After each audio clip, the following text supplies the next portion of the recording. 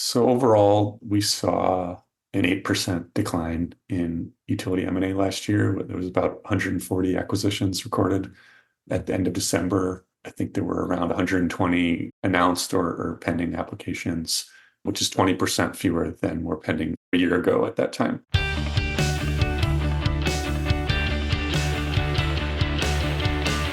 I am Reese Tisdale, and this is The Future of Water, in which we talk about all the ways which companies, utilities, and people are addressing the challenges and opportunities in water. This is episode 88, and I know it's going to be a good one. Well, that's because I'm joined today by Bluefield Senior Analyst Charlie Seuss to discuss some recent research on investor-owned utilities in water. As part of the discussion, we're going to take a step back, talk a little bit about how Bluefield defines private water for listeners, but then also we'll dig into some of the details. This comes in the wake of what I would call a year-end report. We look at this segment in particular every quarter, but at this time of year, we do the year-end analysis, and we'll talk about key points, including things like utility, M&A, market trends.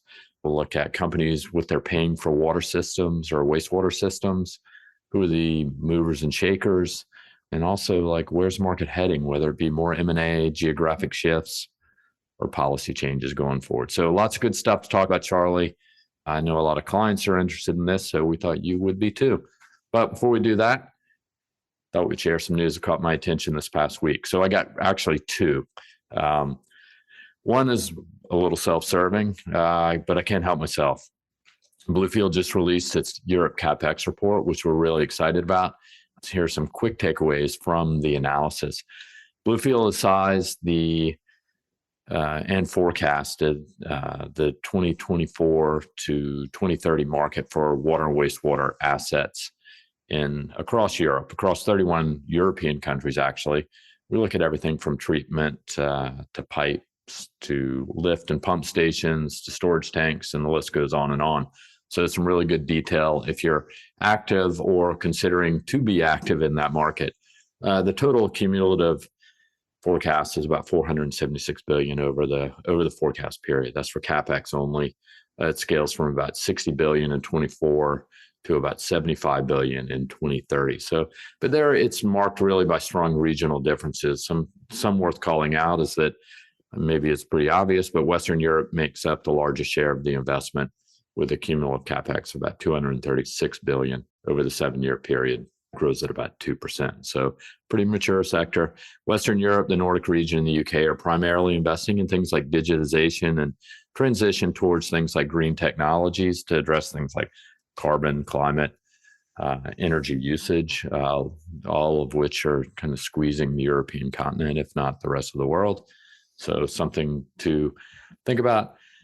Conversely, Southern and Eastern European countries are focusing on infrastructure issues, but also challenges related to things like drought, as well as enhancing wastewater treatment efficiencies. So those are two key points. But then lastly, the UK and Ireland collectively hold the third largest share of forecasted water and wastewater infrastructure spend. The UK in particular has made efforts to spend some real dollars on its infrastructure. This is also amidst some craziness. So we've talked about actually on this podcast. I think a while back, I talked to Keith Hayes about Thames Water. Even a couple of weeks ago, talking about Japanese trading houses, I talked to Ethan Edwards and what's the role of some of these Japanese trading houses in fact, the UK market, which is what I would say is turbulent at best right now, given what's happening there, but is across the UK as a whole. So if you're interested in any of this analysis that we've just put out, as well as the data originating from our Europe team, reach out to us. You can always contact us at waterexperts@bluefieldresearch.com. But here's the fun part. Point number 2 that I wanted to bring up. So it's Super Bowl weekend, and one question that came up, this actually came from Ryan Sullivan on our marketing team, which I thought was really quite fun, honestly.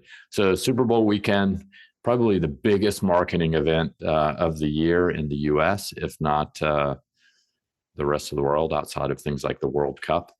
But the question came up is how much water is really flushed during the Super Bowl? Well, on average, the amount of water flushed across the country during halftime is equivalent to 7 minutes of water flowing over Niagara Falls in New York.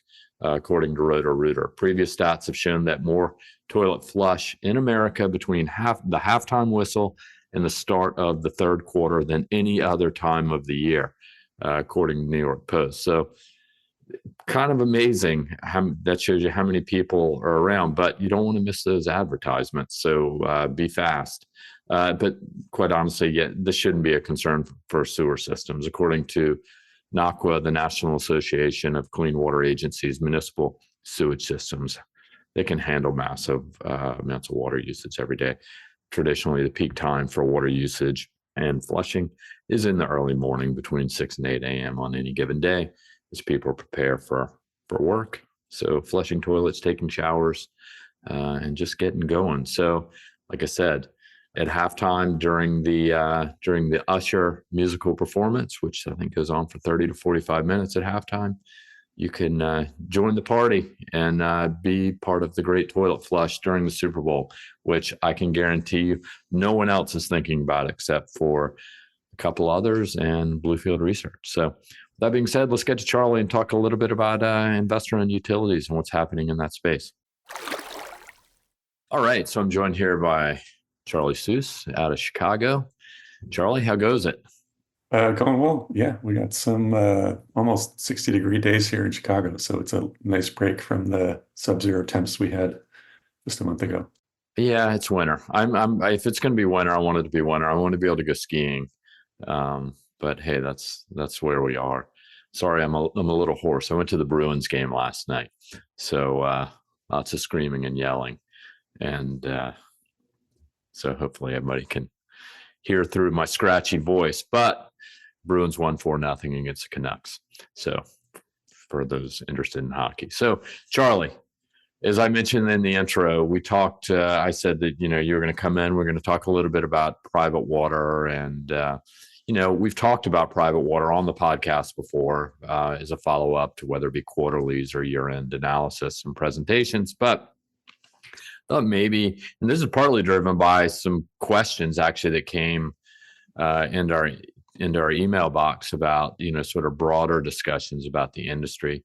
But one thing I thought we'd do is, maybe define what is private water to Bluefield. Like we use it, it's on our website.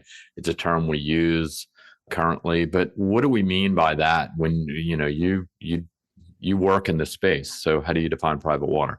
Yeah, no, I think that's an important question. Really what we're talking about is regulated utilities, so primarily investor-owned utilities or IOUs. And there's kind of two main coverage areas there. The first being M&A. That's a big part of the research that we are tracking, every week. Utility acquisitions and consolidation, across all 50 states. The other aspect being rate cases.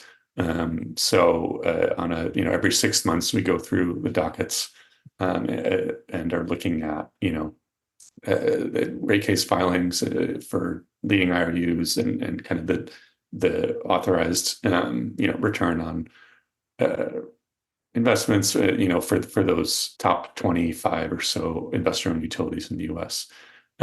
So I guess to your point, just take a step back, we've estimated that only around 5% of the roughly 183 million connections in the U.S. are owned by leading IOUs. So that's just around 28 companies with a dedicated strategy that kind of focuses on utility ownership or operations beyond just a single network.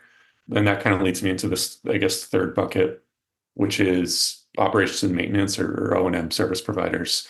So that's where a utility or public or private hires a third party to operate and maintain the water and wastewater system.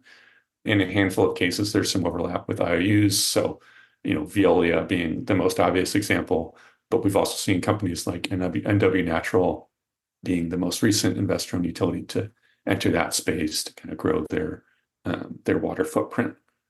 Yeah, I think there's a wide continuum of, as I put it, from like O&M provider, like they're just service providers and they're signing contracts, could be 1, 2, 3, 5, 10 years. And then, there's full ownership, like the IOUs, like the American Waters of the world. And yeah, I think it's also interesting is, to your point, I think the broader number based on EPA data, if you look at it closely, it'll say it's approximately 15% of, I think, connections are actually privately owned. But it's a little bit misleading because what we're really talking about are those companies that actually have dedicated strategies, the Americans, the Aquas, the Eversources, the Cal Waters of the world. And that number is much smaller. So just that's sort of what you're getting at, just for clarity. And I always thought it was interesting. It's 183 million connections, not population served. Population served is obviously much larger than that because more than one person lives in a house. So hopefully, but all right. So we've laid that out. We've defined it. So why don't we talk a little bit about key players to watch? Like when you mentioned Veolia, you mentioned NW Natural. Like when we think about private water, who are these companies we're talking about? Yeah, I guess there's a few different tiers, that are constantly shifting just based on, M&A and all that. But a few different tiers that I would highlight. The first being the kind of larger publicly owned IOUs or publicly traded IOUs, like Veolia, American Water, and Essential or Aqua. Then you have kind of more regionalized, growing companies like California Water Service, EPCOR, Eversource, Aquarian, as well as Liberty, in San Jose.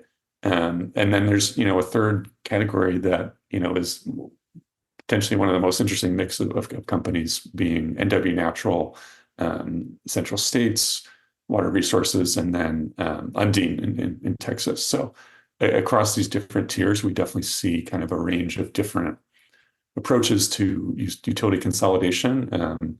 But I think that's kind of those three buckets are the way I would break it down. Yeah, it is interesting. I mean, they do break out, I think, as you cut it, the data. I mean, whether it be by geography, but also by system sizes. We look at who's buying water versus wastewater or both, or their trends in that area. And they're all kind of, doing a little slightly different things. The one point, the last group, or the emerging companies, those are what we would call sort of relatively new market entrants into the space. I mean, I thought one thing that stands out, I can't help but point out or sort of see behind them, behind their logos, is private equity in some cases, or we talk about sort of outsiders looking into this space. Fairly often, firms come to us because they're interested. They see an opportunity based on needs. So can you elaborate a little bit on sort of the role of private equity in the space?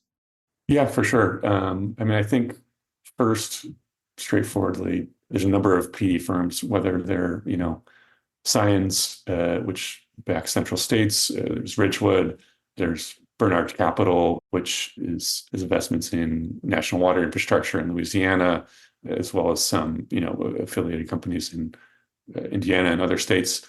They've all kind of carved out positions in the water utility or IOU segment. I'd also add on the operations and maintenance side, there's New Mountain Capital, which acquired Infomark a couple of years ago, and then more recently, H2O Innovation, which was acquired by Ember Infrastructure. So there's a lot of, certainly, these PE firms have played a big role in the utility ownership space as well as the O&M side of things. So it's certainly an area we're tracking as well. Yeah, and they've made inroads, at least the couple of examples you mentioned. What about outsiders, right? We've seen outsiders come in with mixed success, as one way to put it. What about this group of firms? Yeah, that's, definitely a challenging business with a lot of, competing interests. So, I mean, NextEra is kind of the top, the one that really comes to mind.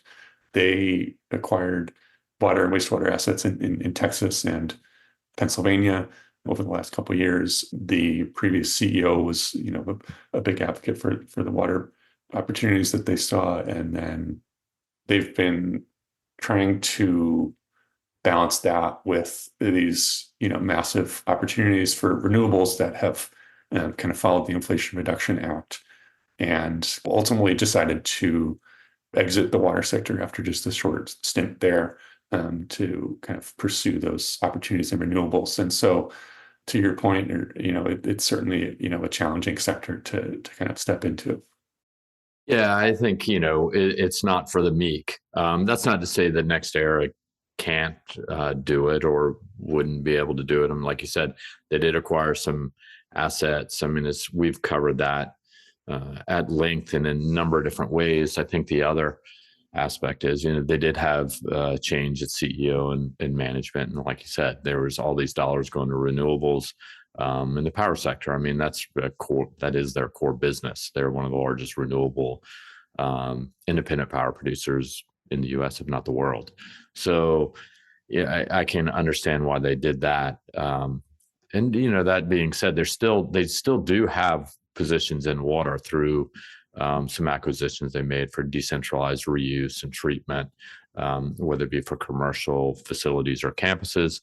And I think there's also a play as they move towards other renewables, things like hydrogen. If that scales, maybe there's another window of opportunity for them to step in. But speaking of renewables, one thing that jumped out at me in the quarterly and actually in discussions with you was about Liberty Utilities. They're owned by Canada-based Algonquin. It sounds like this year or moving forward, they're going to start doubling down on regulated assets, including water. I mean, you brought this to our attention as a team.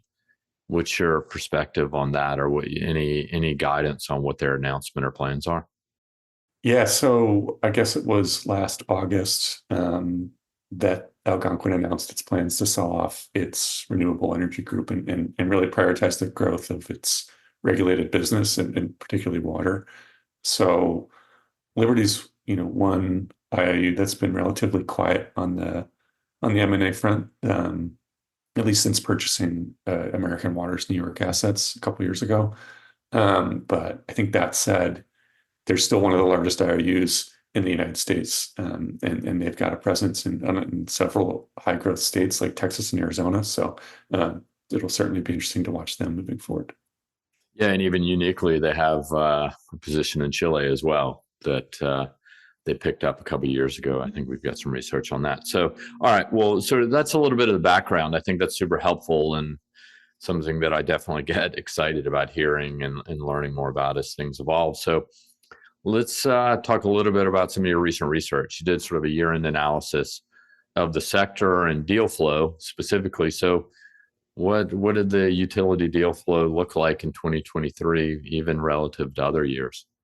So overall, we saw an 8% decline in utility M&A last year. There was about 140 acquisitions recorded at the end of December. I think there were around 120 announced or pending applications, which is 20% fewer than were pending a year ago at that time. So we've definitely seen buyers scale back applications in response to some of the economic uncertainty that's unfolded over the past year or two. So that said, Texas continues to be the epicenter of utility acquisitions. Last year, the state saw, I think it was like 38 acquisitions made by 20 different buyers, both public and private. That includes leading IOUs like Central States and Undine, Southwest Water and San Jose Water Group, which accounted for over half of all acquisitions in Texas last year. So we've seen a lot of divestments among this, fragmented set of owners and of distressed systems in Texas, which are really helping to fuel M&A activity in the state. And then I think lastly, with some of the new climate-related reporting requirements getting approved in California and, various effects of climate change putting pressure on utilities across the U.S., we're also seeing a lot of IOUs and municipalities as well implementing a range of different climate adaptation strategies, whether that's through, climate action plans or reuse and a variety of, solutions. ESG is increasingly popping up both in, utility strategies and M&A, and it's certainly an interesting space to watch. So that's, I would guess that's going to be one of the biggest themes for us this year that we'll be watching. Yeah, I think, you brought up Texas. I mean, what comes to mind also, they've got fair market value legislation. I mean, I guess a follow-up question to your points are, what role did that play or did it have in any activity over the past year? Is it significant, slowed down? Where's that heading as far as we can tell? Yeah. I mean, over the last 5 years, IOUs have recorded around 80 fair market value deals, and which, collectively approaching $1.4 billion in announced value and, transferring over 220,000 customer connections. So that's a sizable impact there. But I think in the context of the broader M&A, FMV deals still only account for a small share of the total. The legislation has only been utilized in around 10% of acquisitions during that same, 5-year time period. So hopefully that kind of puts it in perspective in terms of utilization. But that said, there are still two leading IOUs, American Water and Essential, who account for over 80% of all fair market value deals. And they've really paved the way for, a smaller group of other companies that are leveraging these policies. So while fair market value, activity definitely cooled off this year, we saw Florida become the 13th state to adopt fair market value. And then in North Carolina, Corix became the first state to complete a fair market value acquisition there. So, I think it's a relatively, again, small amount of deals that are leveraging this legislation, but it's certainly a driver that we've been watching as these deals have slowly taken up a increasingly larger share of the total deal flow. As you look at it's kind of a nice time of year, right? Like you said, we look at this quarter by quarter, but as you look back across the entire year, I mean, did anything else in the data or policy-wise jump out at you that was of note or interesting? Yeah, I think a couple things. I mean, we're always talking about different utility consolidation strategies in the office and with clients. And I think one kind of interesting example that came up in the news, and it's been in the works for a couple of years, but in Des Moines, Iowa, there's a collection of water utilities that are, last year they kind of have been finalizing an agreement to consolidate a lot of those utilities and develop I think it's called the Central Iowa Water Works, and that would serve over 500,000 residents. So this is a pretty significant effort to consolidate a growing metro area. And you compare that with companies like National Water Infrastructure, which again, backed by Bernhard Capital, who in Louisiana is building a centralized treatment facility. Over the past few years, they've been kind of consolidating systems in Ascension Parish, I believe.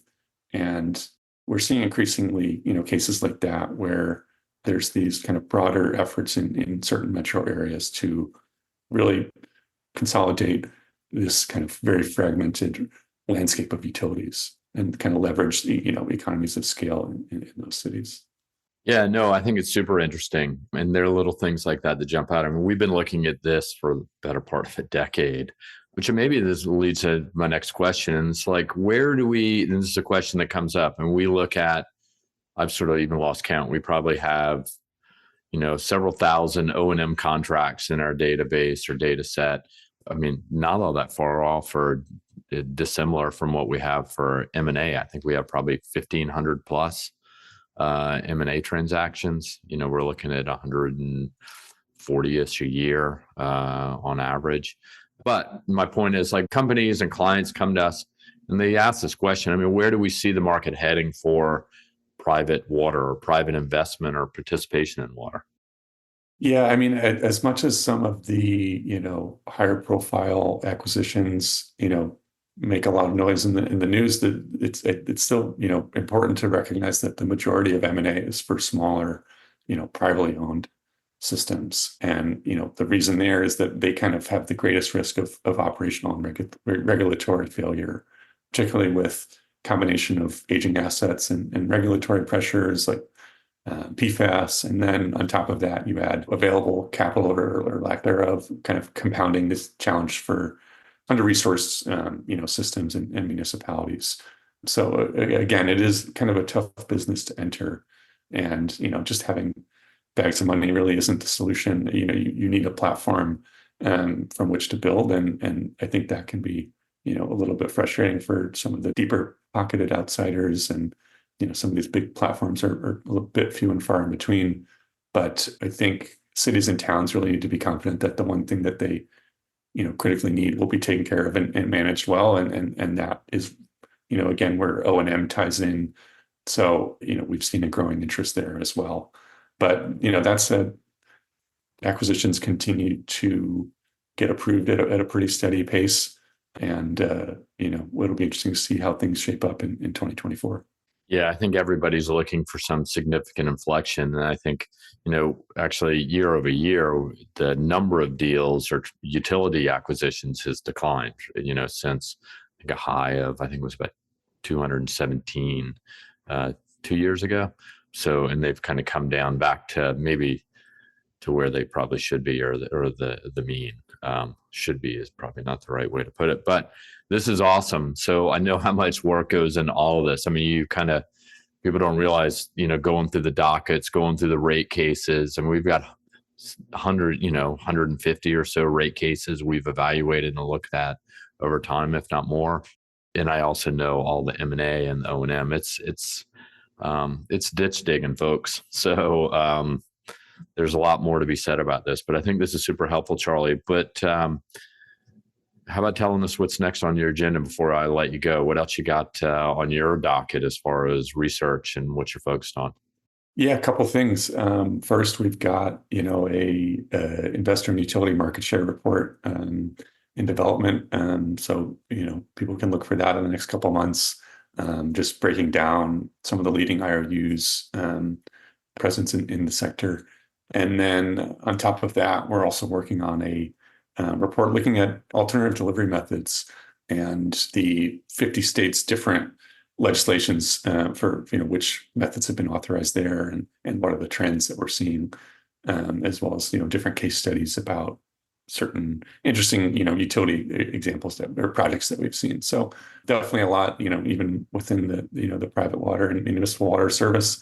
My peers are up to a lot of interesting stuff as well. So definitely stay tuned.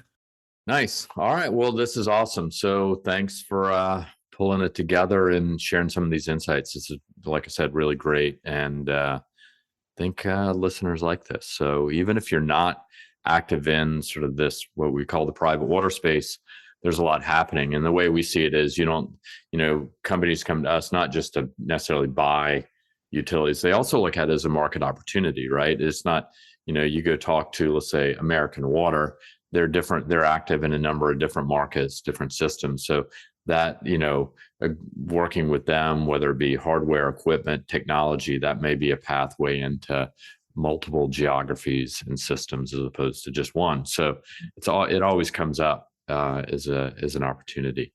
So, but this is really great. Thanks a million, Charlie. And we will talk again soon. Thanks, Reese. All right. That was awesome to have Charlie on because, like I said, he knows a lot of information. I mean, the other things he was referring to, we've got some really good research coming out pretty soon. I know in production is the role of private equity firms in digital water, sort of what they're up to, what they're looking at.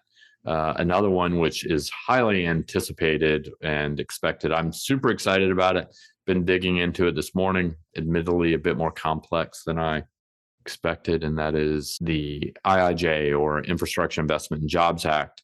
A lot of concerns about where is that program, or where are the dollars on the timeline from appropriations, which was in November, to January 2024. And quite honestly, it's pretty small, actually. So everybody's sort of saying it when you go talk to contractors, and actually they're right.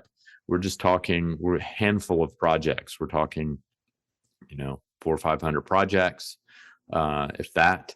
And then we're even talking a couple $1 billion of outlaid funds. So interesting to see that. So we've laid that all out on a timeline, project by project. So hopefully that'll be out pretty soon in the next week or so. But before we sign off, if you're in Boston, Barcelona, or just anywhere else we are, Chicago, Bay Area, Paris, let us know. We'd enjoy the opportunity for a meeting. Always happy to have a conversation. It's harder and harder these days, whether it be because of Zoom, people don't have landlines, hard to pin down.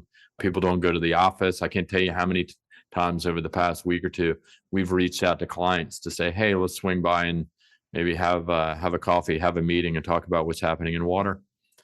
Everybody's remote, so makes it a little tough. But so if you have the opportunity to meet with us in person, do so, because we want to do it. Please subscribe to the Future of Water podcast, whether it be on Apple or Spotify. I think Google's changing. I don't know if I mentioned that last time with Ethan Edwards, but Google's changing its platform. So creating more confusion. But give us a review. It's really helpful to us. So thanks to everyone who has already done it, but look forward to more. Lastly, send us a note to waterexperts@bluefieldresearch.com. One, like I said at the start, if you're interested in any Europe CapEx numbers, data, and analysis, but also if you have any thoughts or topic ideas that you'd like us to share. And I appreciate someone doing that last week. And as always, tell a friend about it. I'm all about that. And this podcast and these water industry insights have been brought to you by the one and only Bluefield Research. To learn more about us, visit us at bluefieldresearch.com. Until we talk again, be well, be safe, and take care.